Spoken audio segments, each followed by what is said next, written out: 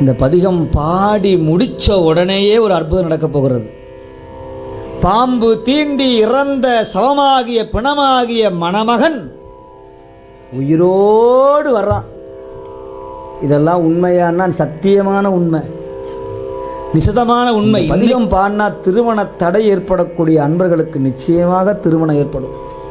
திருமணம் மட்டுமல்ல, மன வாழ்க்கை சரியில்லாமல் இருந்தாலும் கூட கணவன் மனைவி ஒற்றுமையோடு இருப்பதற்கு இந்த பதிகம் நிச்சயமாக உதவி செய்யும்.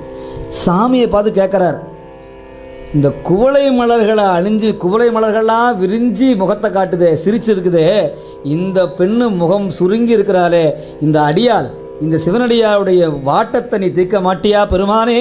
இந்த குவளை மலர் போல இவளுடைய வாழ்க்கையை பிரகாசம் செய்ய மாட்டியான்னு அப்படியே பெருமானை பார்த்து இவள் சார்பாக பதிகம் பாடுறார். இது யாருக்கு கிடைக்கும்?